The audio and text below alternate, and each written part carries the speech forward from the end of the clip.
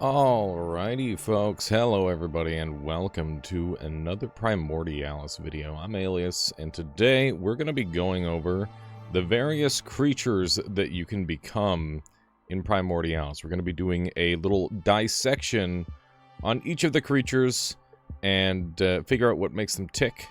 The goal is to become a better and more creative player and have a deeper understanding of the creatures that we are encountering in the game. So we're going to start off with the most basic of creatures, obviously. Slippery friend here, who you can see takes an absolute ton of damage. So yeah, I'm going to go ahead and go over the bits and pieces that make this creature up. We've got 2 spikes on slippery cells. Slippery cells reduce drag, and then we've got a heart. Pretty simple build. The slippery cells help reduce drag a lot, which is how it can actually move forward at a relatively quick pace.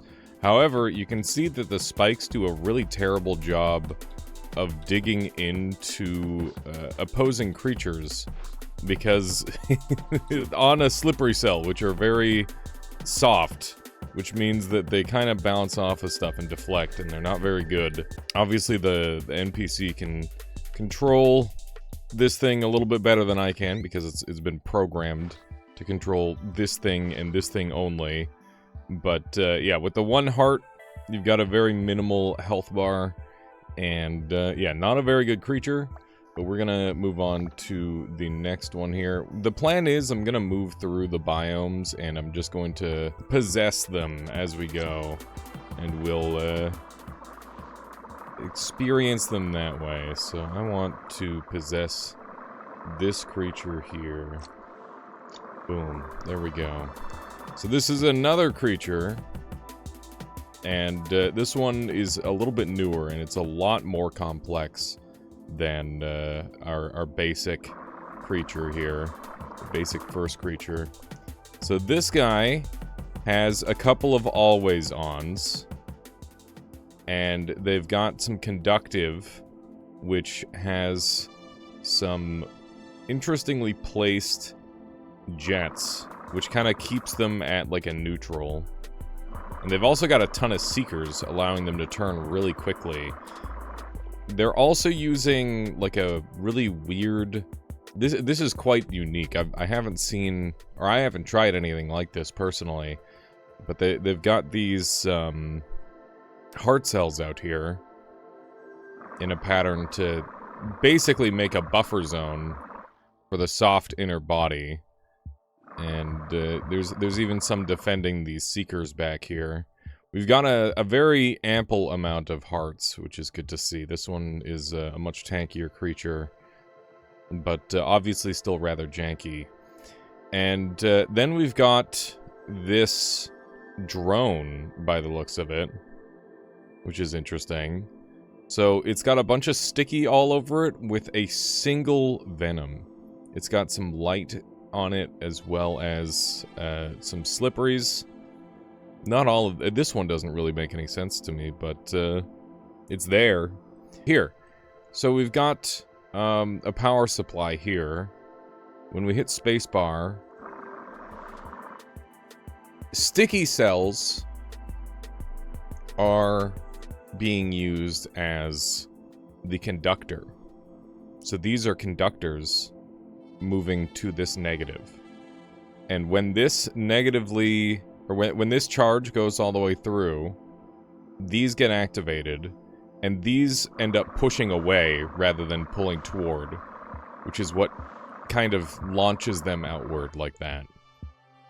And we've also got some vampirism tied to it. I'm actually not really sure what the purpose of that is, but it is interesting. And you can see if this creature bumps into something, it can't really activate the stuff properly anymore.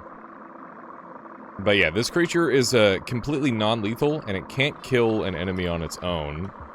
But the whole purpose behind it is to sort of spam these materials and weigh down the enemy and make it harder for them to move around. Oh, here we go. Here's another good creature to possess. Let's possess this one here. Alright, so this is another Zone 1 creature. And this one's got a ton of speed cells, which are trying to offset the amount of spikes that it has. So you can see that we've got a whole bunch of spikes along here, just for defense. This thing is notoriously fragile, but you can see it's got 1042 biomass, so it's very expensive for a Zone 1 creature. And you can see we've got a couple hearts up here and a couple hearts down here. That's really important. If you're wanting to do like a breakaway part, or you have like a very long body, it's important to have that sort of thing, because it'll make your regeneration toward that part of your body faster.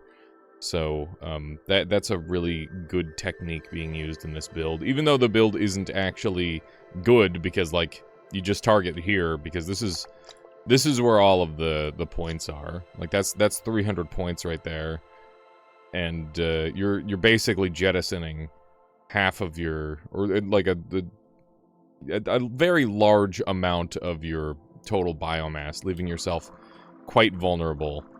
And obviously, if you lose this weak point here, you're in a lot of danger. But you can see that this thing has a pretty easy time aiming, because there's a whole bunch of seekers. And then we've got a line of stickies, so they can attach to stuff. A line of hard cells. I'm not really sure what the line of hard cells is for, to be totally honest. It seems like a bit of a strange thing. You know, what I bet it's for is actually to decrease the amount of damage the explosives do, because explosions are incredibly dangerous in this game. So in order to nerf them down, the creator of this build basically just added those hard cells on to shield the player from taking too much damage. That's my best guess on the purpose of that. Definitely no evolutionary advantage whatsoever for the creature. And we've got a couple of permanent power switch cells. So you can see the initial activator here is this spacebar press right here. So you press this spacebar, and then all of these are electrically activated. The current travels into these, which will allow the jet to permanently be active for the duration of this thing's life. It has no health, so it will degenerate HP since it's disconnected from the base body, and then it will explode. So that's the idea there. And we've got extra flexibility in the form of the slippery cells, which we covered earlier, which are very soft, so they're very good at just kind of rearranging themselves, and also reduce drag. And then we've got some flex cells in here as well, which are obviously flexible, but they have a very different drag system than the slippery cells. They're really weird. You gotta try them out. This guy. So this build used to be way stronger than it is. Yeah, heart cells got nerfed, so this creature got nerfed, and you can see it's incredibly slow. And you can see these spikes are red, but they are normal spikes. They are not lifesteal. They've always been, like, a lot of people have been tricked by the redness. They even changed the color a little bit. They used to be even more red. Yeah, these are just normal spikes. No lifesteal here. And then we've got some hard cells. We've got just one activator and one jet on each of these. So that way it's got like a teensy tiny bit of movement, but you can see that turn radius is unbelievably awful. That's all just basic cells. And then we've got a decent amount of hearts that are fully exposed, so this creature is really strong fighting something head-on, because hard cells are incredible and spikes are incredible. But as long as you go for the weak point, it is an easy kill. So yeah, nothing too surprising there. This is an interesting creature. This creature doesn't have any offensive potential at all, but that doesn't stop it from being worth looking at. So let's go ahead and take a look at this strange little guy. So, ooh-wee. What a weird guy. Okay. This is my first time seeing... this is my first time seeing a lot of these creatures. Like, their actual builds. Like, obviously, you can kind of get an idea behind what's going on just looking at them. But getting to hit tab and, like, see what's going on here is really interesting. So we've got a bunch of light cells along the outside. This is to make the creature easier to kill, because light cells are very, very vulnerable to damage. You can see they just kind of poke away. They pop from just the lightest touch of anything. And the whole idea behind this creature is when you hit spacebar, it creates this this pulsating effect, where it's kind of doing this weird like wiggle, and there's not really too much purpose behind this other than being able to make this really interesting pulsating wiggling effect. And you know, there's a reason why this is a passive creature and not an offensive creature. It's just because it looks cool. So we've got one power activation at the very top here, and then we've got I believe these are called inductive cells. Let me double check and make sure. Blue. Where is it? should be some. Here we go. Inductive cell. Yeah. So a cell with high electrical inductance can be used to make oscillating signals. This is a really advanced cell. At some point, I'm gonna have to learn how to use these more effectively than I currently do. And yeah, there are some pretty cool things you can do with it. But for now, we're just going to focus on what this creature is using it for. And you can see that the power is essentially oscillating between positive and negative. When you see the yellow, that means the power has gone negative. And when you see the blue, that means the power is positive. So that's what the oscillating is for, or the inductive is for, is to oscillate between positive and negative. And we are expanding and shrinking these balloon cells. So these balloon cells are exclusively being used as a method to essentially to do this weird little bubbling up effect. It's very interesting and weird, not very helpful, but pretty cool. And the reason we're using some conductive instead of inductive here is because it's being basically offset, so that way the timing is different for each side. And you can see that down here we've got a it's a grounded cell. So basically the idea with this grounded cell is it makes it so the circuit is incomplete, and this is the sole power creator for all of these, and it's going to deactivate once it hits the bottom here, rather than completing a loop and potentially continuing. So we'll replace that at some point and see how that plays. You can see that we've got a couple of Seekers here, just so that way the creature has slightly better movement in the head. Only 2 hearts, and they're only way up at the front, which makes it very, very vulnerable and slow to regenerate this lower part of the body.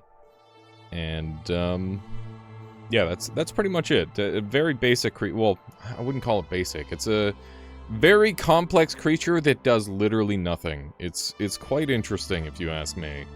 And yeah, to complete this, let's go ahead and make this conductive and see what happens, because I'm curious to see how it changes the way it works with obviously it's going to influence the way that it grows and shrinks. And yeah, it seems, oh god, yeah, it seems like it's having a very rough time with just that change. Like it's doing some really weird stuff. It's kind of gross. Kind of a gross little guy. Yeah. Oh, also, for now, I'm gonna skip out on vegetation, and we might separate these videos into regions. I just kind of am getting a feel for how long this is going to take, and we'll call it when it feels right. But next up, we've got another pacifist, or another passive creature. This is the antenna bug. It's got some little flexible antennae. Got 1 little heart and basic cells. Very simple, very cute and floppy, but obviously incredibly vulnerable to literally everything. That's kind of the whole idea behind it, is that it's just meant to be a little bit tricky to catch and very, very, what's the word? Very, very easy to just ignore and or kill. Not a very potent creature in any way, but a cool little guy nonetheless. And here we go. Here's another creature. Let's go ahead and swap over to one of these guys. So these guys, they're pretty weird. So the whole purpose behind this creature is to basically travel along any like actual surface and just be a spiky little nuisance. So kind of bridges the gap between a plant and a creature. You can see that it doesn't have any of these, which are root cells. And root cells basically keep plants in place and give them an insane amount of regeneration. This is an actual creature, a snail of sorts by the looks of it. So let's go ahead and go over the design. First thing that jumps out at me, this is, when I hit W, this is forward. So it's built sideways. You can see that if this is me holding A and D, this is just me, or sorry, A and W. This is just me holding W. You can see it just kind of goes in a circle. Not really designed for going around in the open ocean. Very much centralized around using these anchor cells to keep it on the ground. And you can see that we've got a pure hard cell body here. So that way it can be extremely defensive where it's pointing out. We've got some spikes in a cool pattern just to make it look cool, I think. 5 hearts is pretty generous for a small creature like this. And then we've got some slippery cells. So this adds a bit of a weak point to the creature, as well as probably helps it like move around on the ground a little bit here. Let's replace these with the... Yeah, you can see there's a lot more friction with just basic cells. So that definitely seems to make a difference. This is significantly smoother, you can see. And I think a big part of that is the friction, but also this is just a softer cell. So that's probably a big part of it too. So that's cool. I wonder how this fares.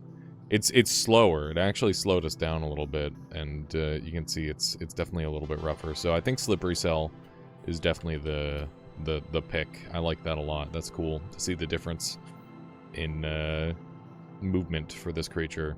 And then of course we've got 2 simple activators and anchors.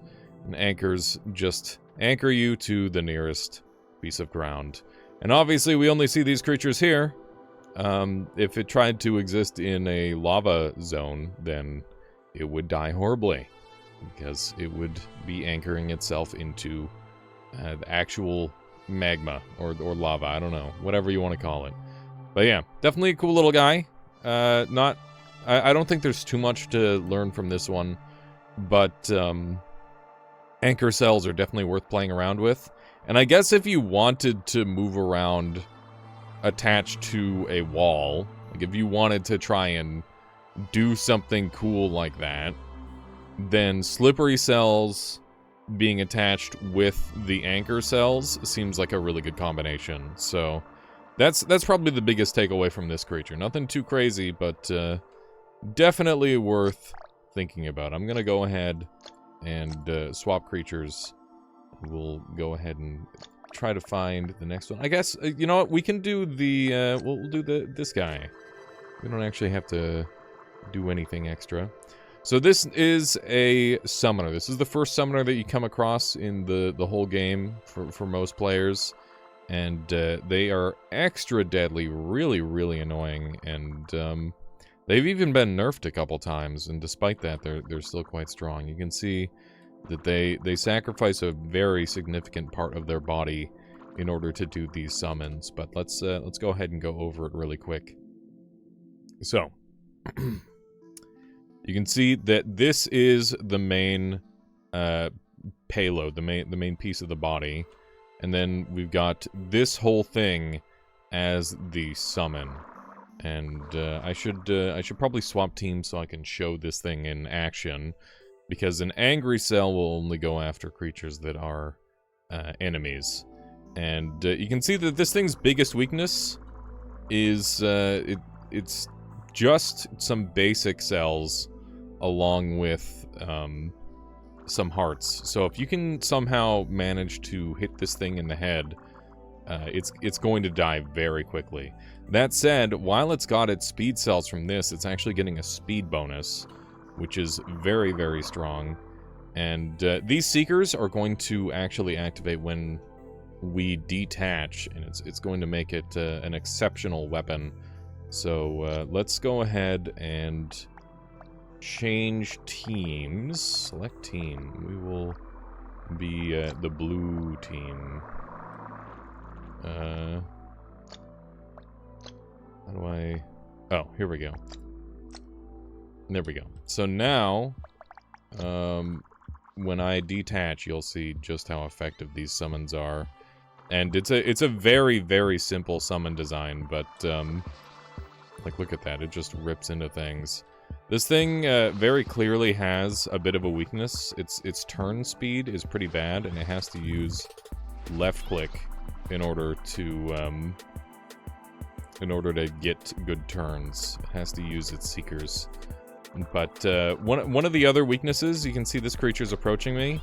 If you can get the summons to ram into the summoner, that can be a very effective method of getting the kill.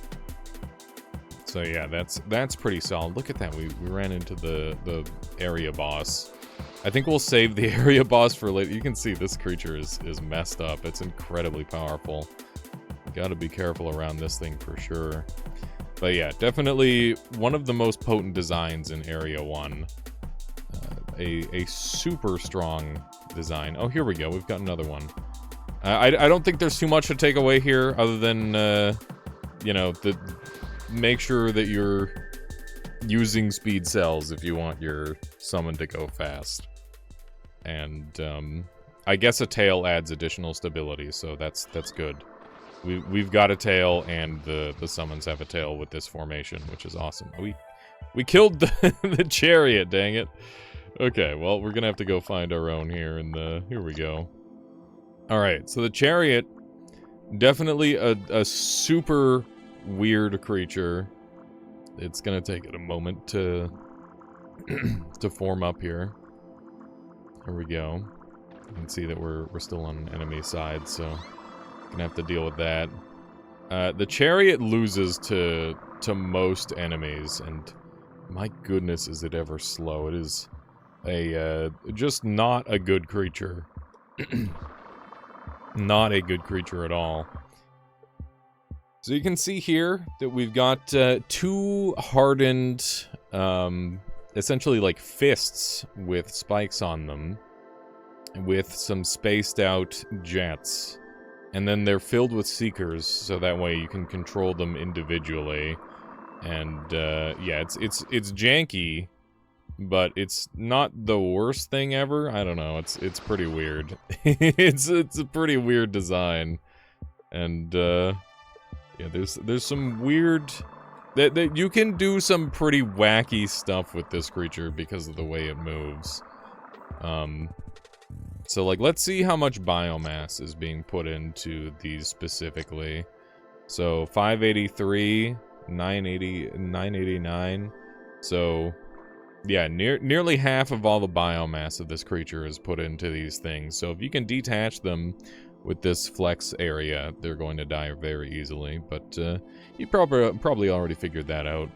You can see that it's got some defensive hard cells along the back, but the front is completely open. And if anyone gets in here, then you're basically toast, because that's where all of your health is. So yeah, despite being a very slow creature, you know, it's got this weird frontline defense, and if you can get past that, then it's basically doomed.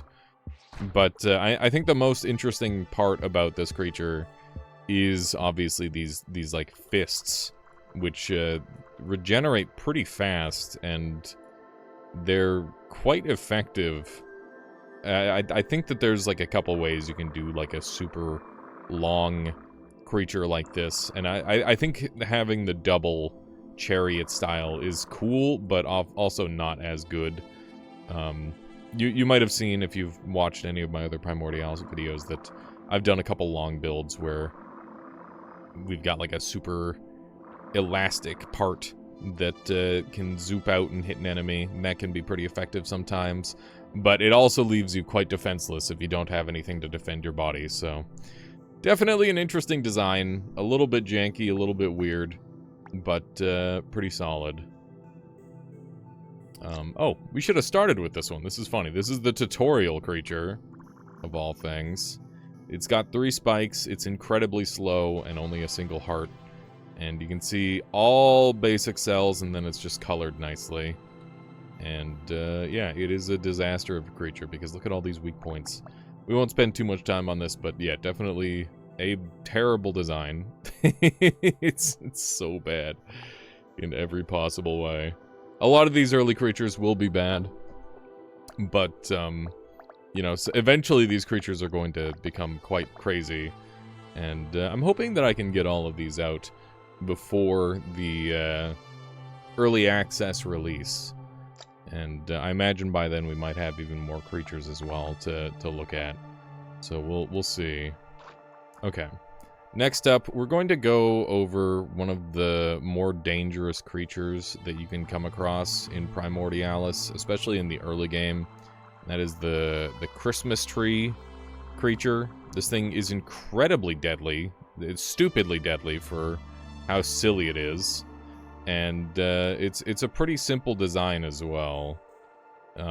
Basically, it's just got a bunch of poison tentacles with a tiny bit of a tiny bit of stickiness on them, and then a singular poker in order to deal enough damage to actually kill creatures.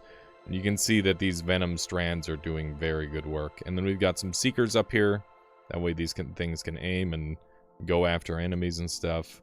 You can see there's the spike. We've only got a couple hearts.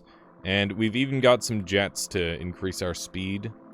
We've got this tail back here as well, which I assume is just for stability. Yeah, so this creature is very, very quick to deal damage, but it's also quick to take damage. And you can deactivate its stuff very rapidly if you don't do it right. This thing is actually crazy good. It's stupid how strong this feels. I'm genuinely surprised how effective this thing is. Like, I always thought that it would be really good as a, a mob, and really bad as, like, a player-controlled creature. But it feels really strong, actually. I'm genuinely surprised. I'm gonna have to try out some of these venom tentacles. I think this is, I think they cooked with this one, I'll be honest. I think it's really good. And I've messed around with venom tentacle stuff before, but not quite like this. This is really cool. I'm definitely gonna have to play around with a design like this. And because we've got multiple tentacles grabbing, you know, sticky cells, they eventually start to break on their own. Or they allow enemies to break free on their own. But because we've got multiple grabbing, they can kind of stagger the releases and allow for a bunch of regrabs. So the multiple tentacles is actually, like, surprisingly effective. I'm gonna try getting rid of this tail because I want to see how it feels without it. And yeah, it feels a lot less stable. It's not too much worse, but it is definitely less stable. That's interesting. So yeah, once again, tail's good. Tail's good, as it turns out. I'm gonna go ahead and possess this creature, who's having a terrible time dealing with that thing. So yeah, we've got another passive creature. We just got some little floppy bits, a little bit of speed, just a heart, nothing too crazy here. These rounder creatures, they tend to have a way, way faster turn radius.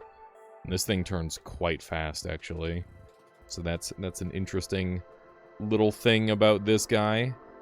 And, yeah, I think that we've hit most of the creatures in Zone 1, but we're gonna go do the sub-zone. We're gonna go do the Poison Land and see what other creatures we can go interact with there. So I'll go ahead and we'll cut over to when we get there.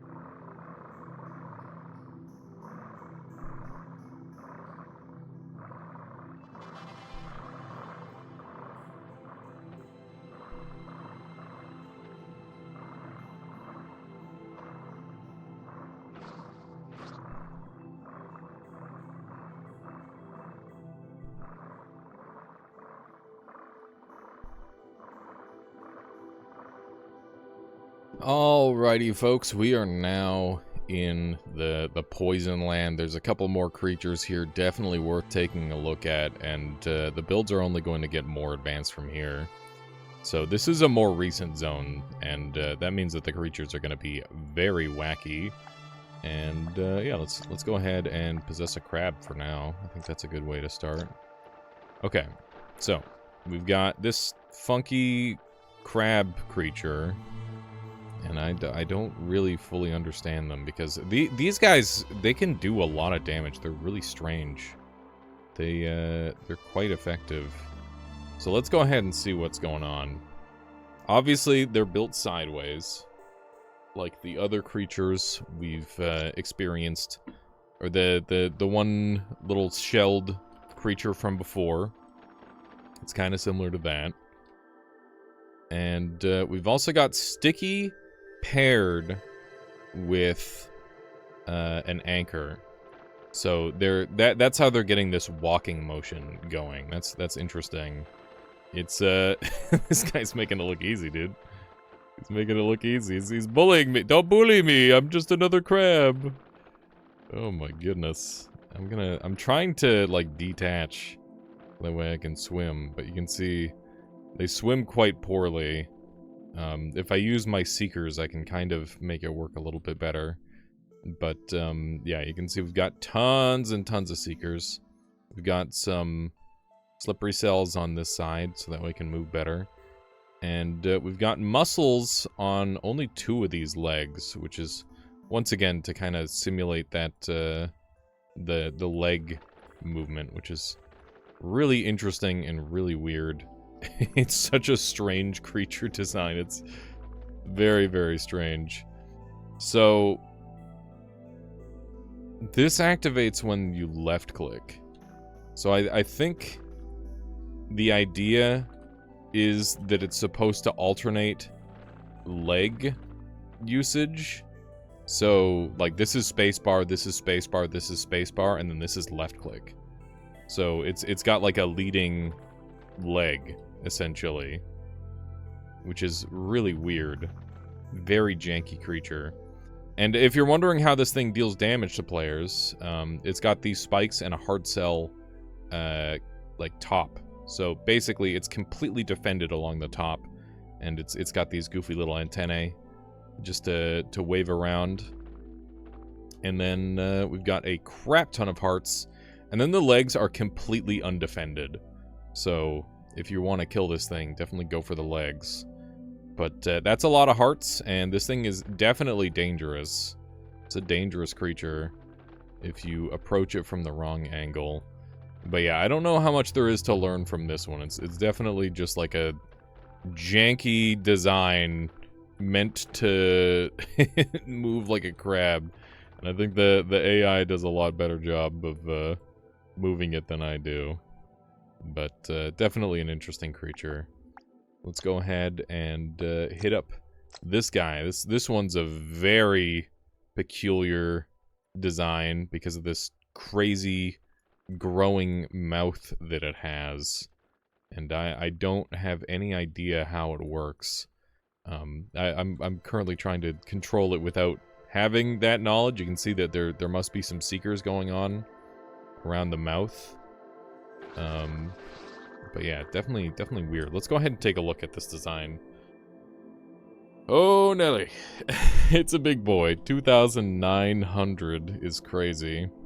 So these tentacle strands, these are actually weak points with all of these light cells. So definitely a good spot to go after.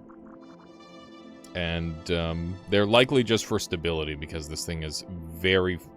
Like, the friction on the front is huge with all of the spikes that it has.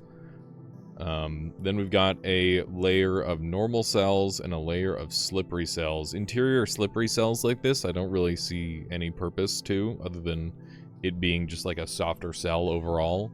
So that's kind of interesting. Then we've got a series of speed cells, probably because this creature was way too slow, if I had to guess. And yeah, you can see it's a lot faster going backwards than it is going forwards, and that's because we're not dealing with the friction of the spikes as much because of this front-facing part. So we're gonna have to observe how these things move and see if they actually use the backward strats. Because, yeah, having all your spikes on one side and then, like, moving in the opposite direction is a pretty effective method of travel. So, we've got some balloons going on here, as well as a series of activators. So the idea behind that is that it's supposed to... Like, I guess that's the way it just kind of expands this part of the body. And then we've got this giant set of muscles. This is where all of the cost is going into. Muscles are incredibly expensive. And the idea is this part, when activated, is designed to shrink down. This capacitive cell is here in order to essentially delay the process of it, like, regaining its full size. So it's a little bit of a weird thing going on there. That's quite strange. And then we've got a couple of balloons here. You can see them right there. That's to open, or to basically get that part to clamp down. And then the rest of it is controlled by... Oh man, look at that. There's some, like, an interior muscle line. And then there's just the circuitry here, dealing with all the making sure the electricity goes the whole way. These are controlling all of this. And then, yeah, that's really interesting. So it's all controlled just by hitting spacebar. And you can see the spots here that are not muscles. You can see the way the creature expands and shrinks. Very weird design. I actually didn't know how this one worked. And I still don't know how the creatures control it like they do. That's really interesting. But it's got a mean bite, that's for sure. Definitely an interesting and weird creature. I don't know, man. Look at that. Look at him. So strange. And they are moving forward. Such a peculiar creature. Okay. Next up, let's check out these acid spawners. This is likely going to be the second summoner that players come across, and I haven't the faintest idea on how this thing works. It's big and it's slow, and when I hit spacebar, this is going to be one where I have to swap teams. Look at how much damage I took just from summoning one set. Interesting. So they do take a lot of damage from that. And that seems to be semi-consistent. They take a bunch of damage from their summons. But we'll try changing teams and see if them getting away from me helps. Let's go ahead and look at this design. So the first thing to note, obviously, is it is completely symmetrical. In no way is it symmetrical at all.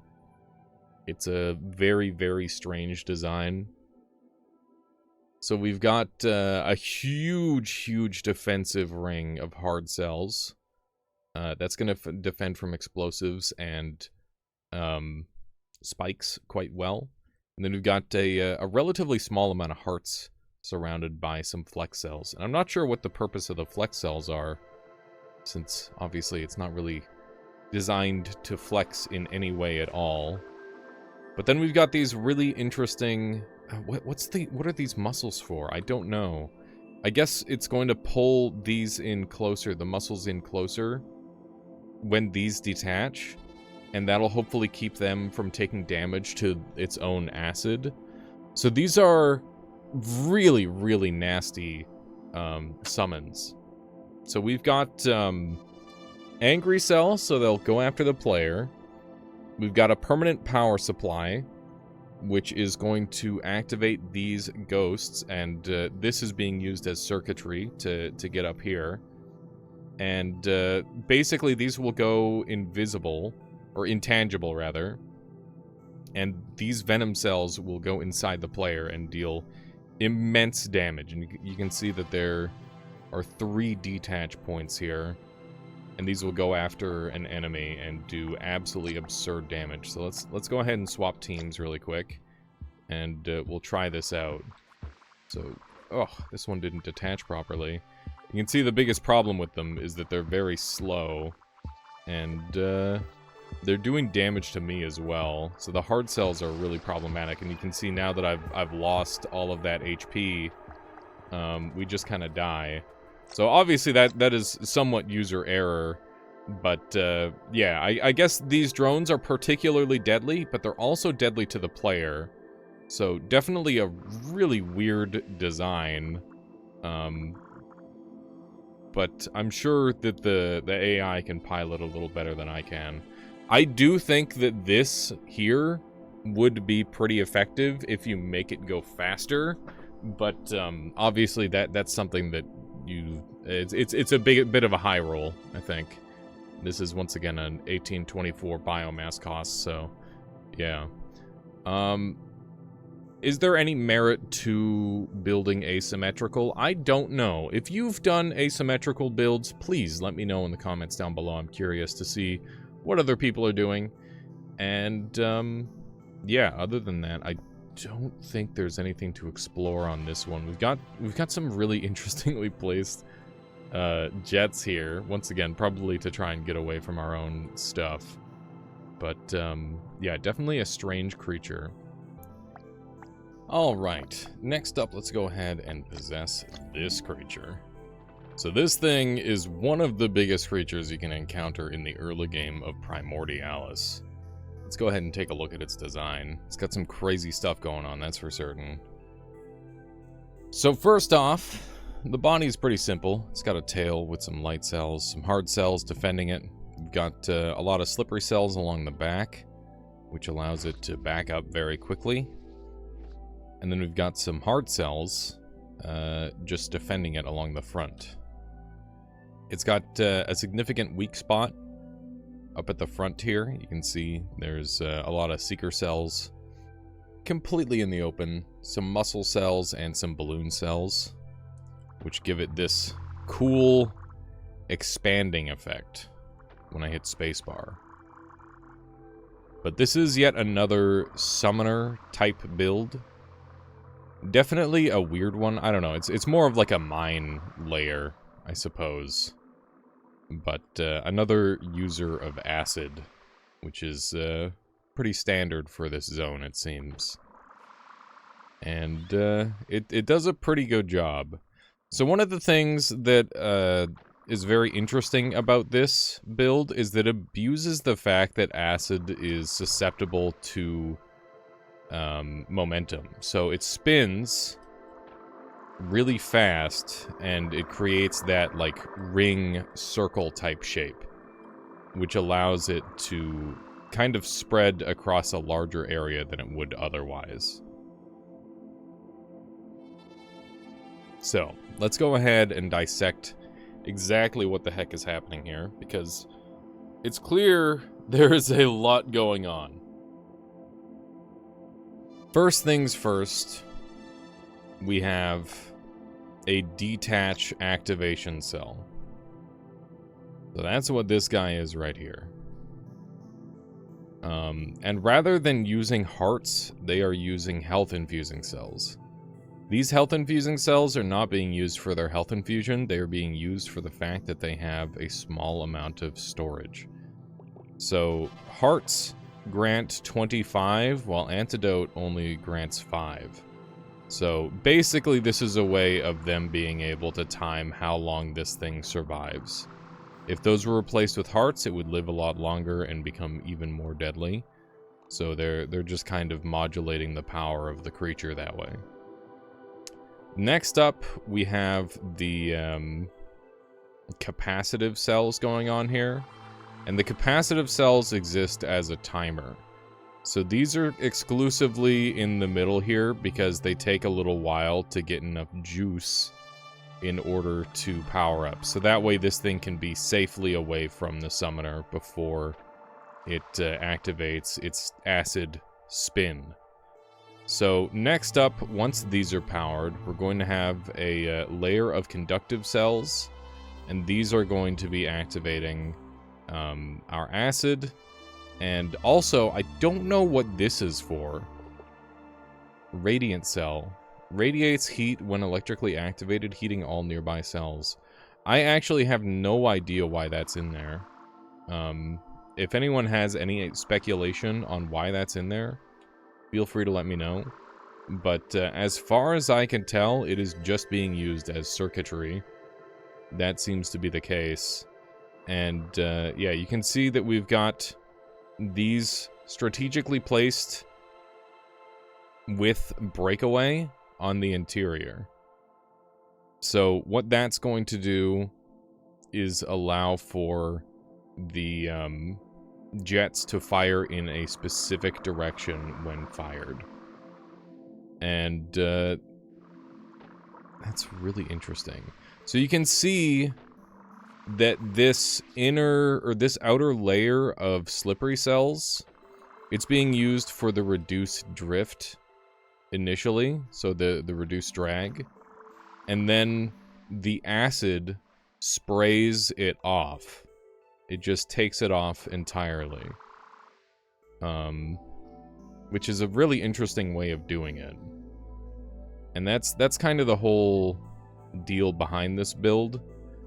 It's a little bit self-destructive, and I think a little bit over-engineered, to be totally honest. But it is extremely cool. So yeah, that's the whole deal with this acid shark. And yeah, I'm gonna wander around really quick and see if there's any creatures that I missed in this zone, and then we'll jump to, I guess, the final boss if that's all that's left. But otherwise, we'll be back with a couple more creatures.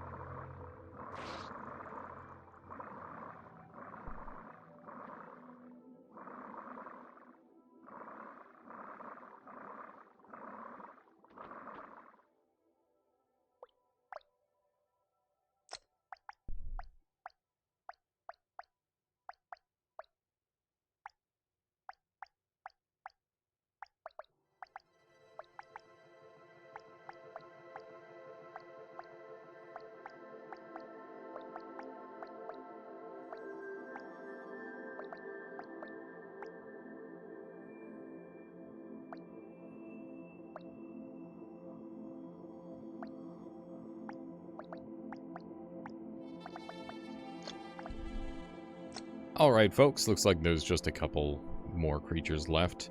We've got this little squid guy. Very simple design, very wacky movement. I actually... I don't know how these things move normally. Look at this. So, the reason why this thing moves so weird is because the speed cells give you an immense amount of extra turn power. And, yeah, it's just not... The tentacles are not quite enough to allow this thing to move normally. It's quite weird. I don't know how the NPCs do it. That's cool. And then we've got the boss as the final one to look at for Zone 1. Let's go ahead and track him down. Here we go. So, this is a very cool, very fun design. It is likely the first Beyblade ever created in Primordialis. And you can see it basically can move pretty freely and then set up in a location and then spin rapidly.